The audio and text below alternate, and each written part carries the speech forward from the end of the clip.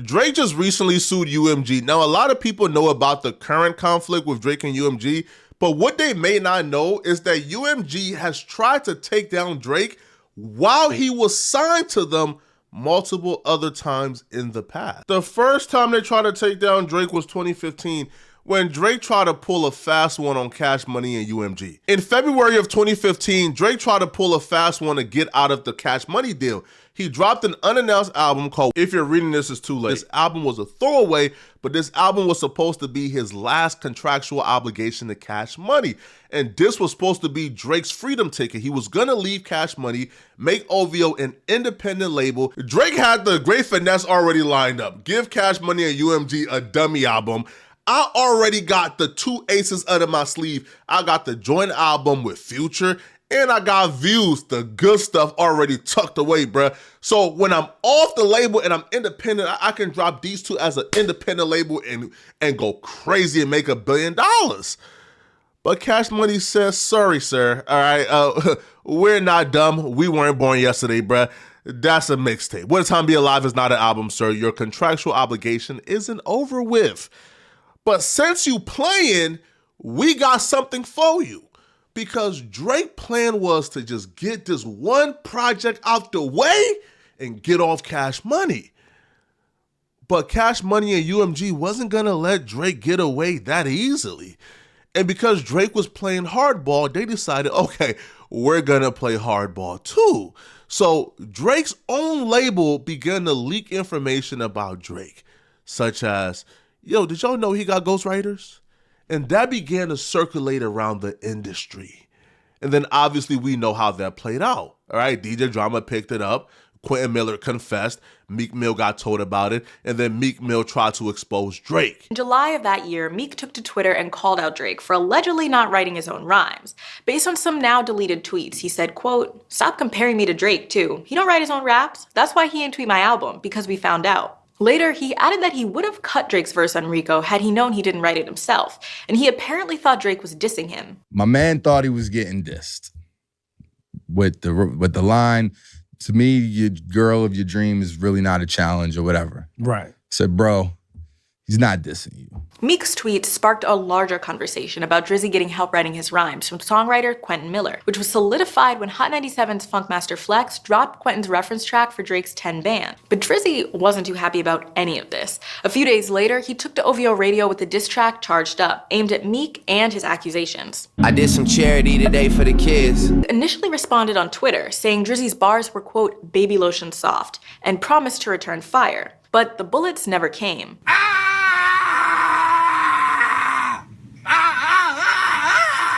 Drake, however, doubled down with Back to Back.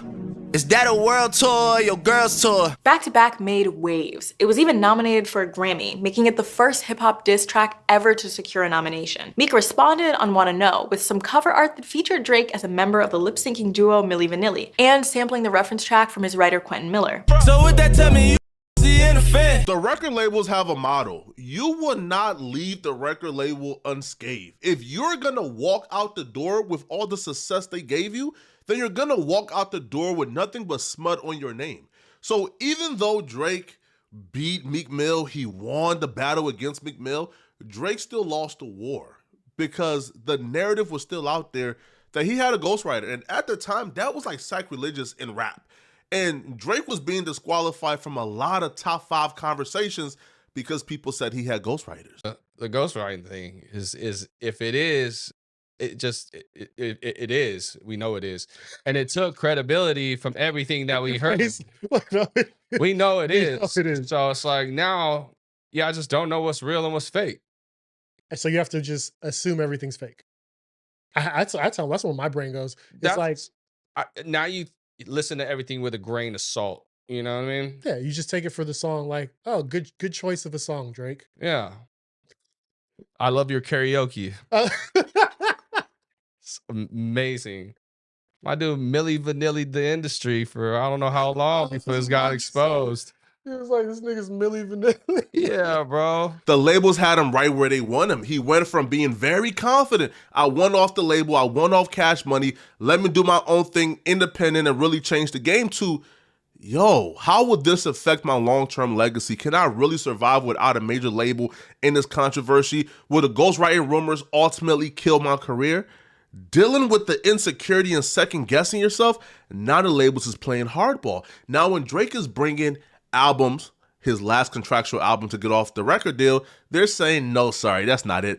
Drake brought to them the joint mixtape or joint album with Future, and they told Drake, sorry, Brad, that's a mixtape. We know what the real album is. We already heard Views, buddy. All right, you not about to get, we already heard Views, buddy. Those not the songs. That's a mixtape. Sorry.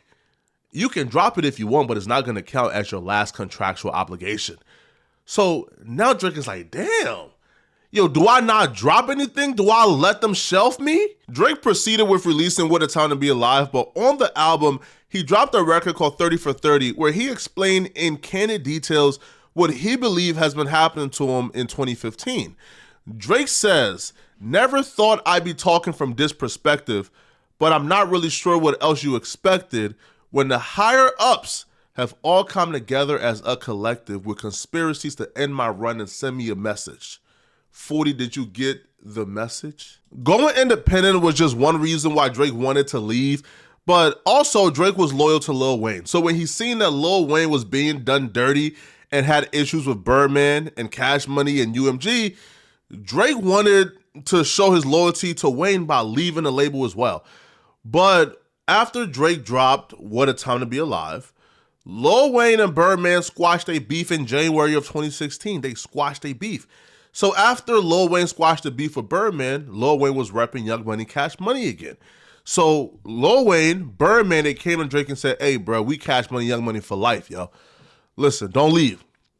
Drake bought in, and Drake re-upped. Drake was rewarded handsomely for staying with Cash Money and UMG. They put every resource they had into Drake, and they made sure the next album that Drake dropped, the album sold 1 million copies first week. This right here is a feat that we haven't seen since Drake.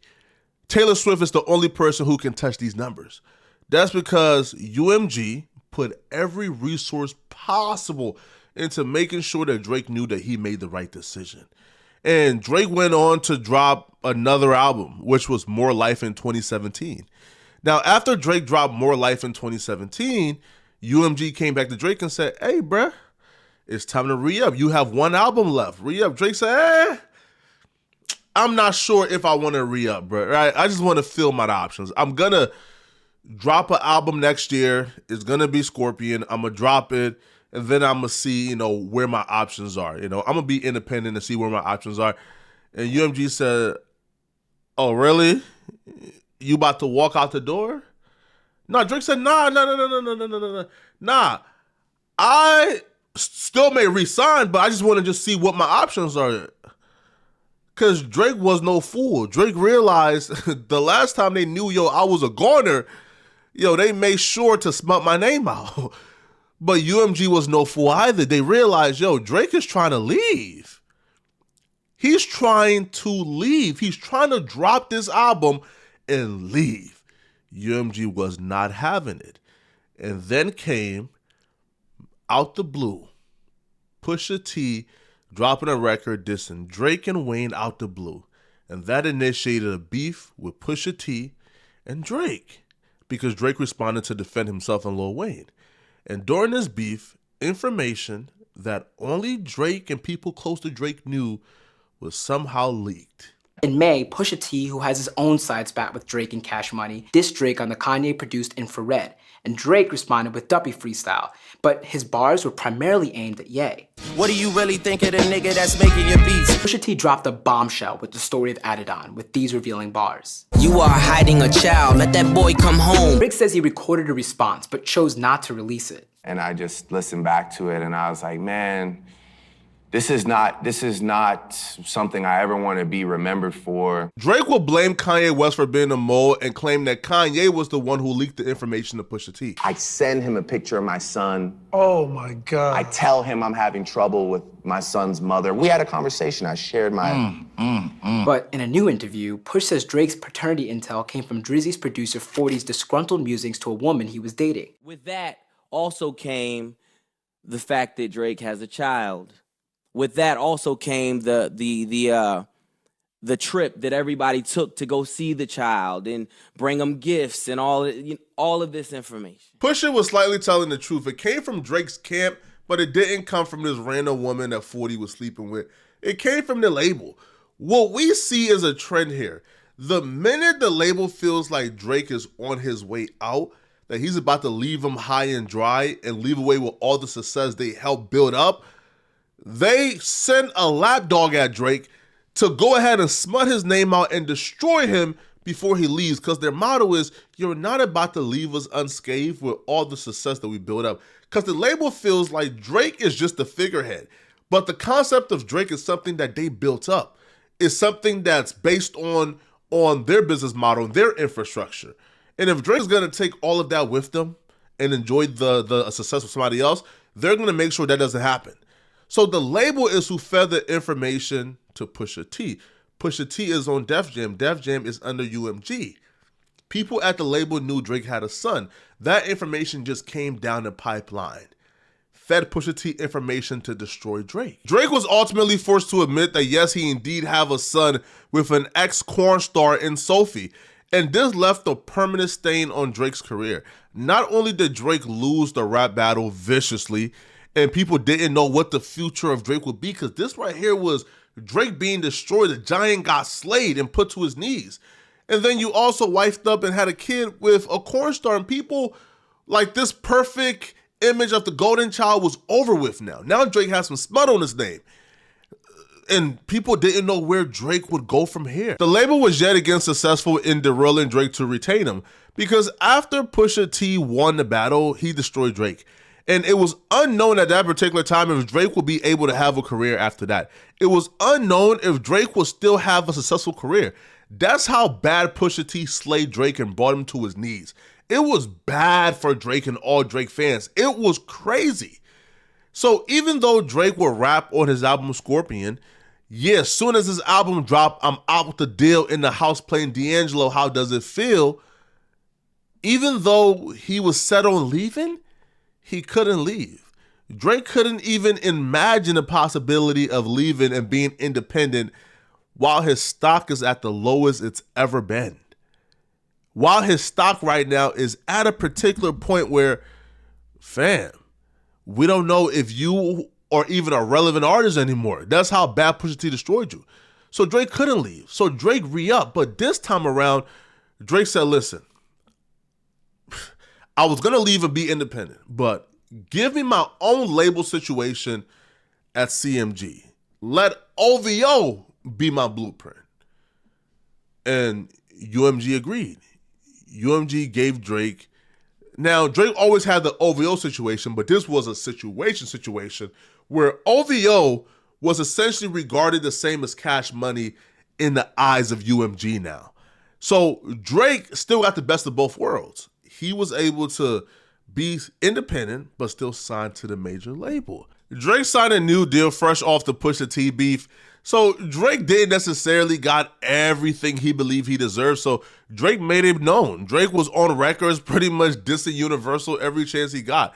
Drake would say, classics, I keep scribbling, lights in a Universal building just keep flickering, money just keep coming in, you would think I'm Irish. The way that it stayed doubling, I could feed a country with the tax I pay the government. Saying, yo, he's the one keeping them lights on, bruh. All right, and he'll continue. Who the CEO of Universal? They're mistaken. Because Google's saying Lucian, but that just doesn't make sense. Who filling up the piggy bank? Who bringing home the bacon? This ish don't come on vinyl. I'm still record breaking. Drake saying, bruh, I should be the CEO, bruh. Right? I should be the CEO. Right? And he continues. They underestimated my trajectory, but now they gotta pay that ish direct to me. I send the label bills like the other two women standing next to Bey. That shit was just... So Drake is saying, listen, bro, I'm underpaid, all right? I'm keeping the lights on. I'm the one who's making all the money for Universal. They got to do right by me. So as Drake is doing this, bro, it's apparent that Drake is not content. So Drake will drop CLB, Drake will drop other mixtapes and other tapes under OVO, the imprint. Now, Drake wanted a new deal, though. So Universal and Drake began to negotiate a new deal.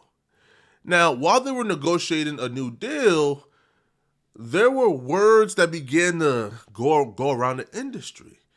This guy called Kendrick Lamar, who had started off as friends with Drake in 2013, and ever since then, they've been beefing back and forth, dissing each other. Well, Kendrick Lamar was telling people that if y'all thought what Pusha T did to Drake was bad, well, wait till I come back from my hiatus. Kendrick Lamar dropped his critically acclaimed album Damn in 2017 and then took a hiatus, about 5 years or so. But in 2021, he was making his rounds because he was scheming about a comeback. He was crafting something to come back with a bang. Now, he wanted to do what he did with the Control verse in 2013, where he essentially dissed the entire industry, and it created a huge buzz for whatever he had going on. This time around, instead of the entire industry, he wanted to diss Drake. And he recorded a Drake diss that he was going to drop in 2021 to gear up excitement for the album. Now, when he was playing people this record, people have heard this record. It's not a secret. It's a record that's absolutely confirmed 100% this record exists. In that record, he was calling Drake like similar things that he called Drake, in their latter beef. He was calling him a pedo, etc., etc. He's sick, he vile. So Kendrick Lamar was going personal. And a lot of people felt this was too much. Yo, folks like, bro, what did Drake do to you? But Kendrick Lamar was telling people, yo, I got the diss track that when it dropped is gonna end Drake. This was the first time in a long time that Drake seemed happy and content at Universal, and he was willing to renegotiate. So Drake and Universal was negotiating the most lucrative record deal in hip-hop history for $500+ million. So when Universal heard that Kendrick Lamar had a diss record calling Drake a pedo and all type of stuff, they gave Kendrick a call and said, yeah, bruh, you not dropping that, bruh. Sorry. Now listen, if he doesn't sign, you can drop it, right? If he doesn't sign, you can drop it and destroy him, because he's not leaving us and having success. It's not happening. But we're not about to give him $500 million, and then you, who's also under the umbrella, you're not about to drop no record calling this guy a pedo that we just gave $500 million to. Not happening. So Kendrick Lamar shelved the record. He shelved it. And when he returned in 2022 with Mr. Morale, he just dropped the album. It was great. But Kendrick Lamar, even though he didn't drop the sinister diss track, the fiery one that was going to end Drake's career according to Kendrick Lamar was still taking shots at Drake, trying to let the people know, bro, hey, yo, Universal keeps saving this boy. In the record America Has a Problem remix, Kendrick Lamar outright calls out Universal for being fake to Drake and backstabbing him and planning his downfall while trying to save him at the same time. Kendrick says, Universal, don't play possum. Y'all know y'all been telling us, bro, hey, if this man don't sign, end his career. But now he's signed, you want us to play nice with him? I don't play like that. So Kendrick said, I'm a businessman doing as follows. I'm just doing what y'all told me to do. Truthfully, I'll be lying in my rap song because I always fail to mention I'd slap homie. His career don't come with no life insurance. Hope his day one's fans got some facts on him. Kendrick Lamar was alluding to the nasty accusations that he painted on Drake back in 2022. But the track never came out because Universal was not going to allow Kendrick Lamar to drop a diss track on Drake, who they just gave $500 million to. But you know what happened though? Drake started feeling himself, man. He's up $500 million. He's the biggest artist in the world.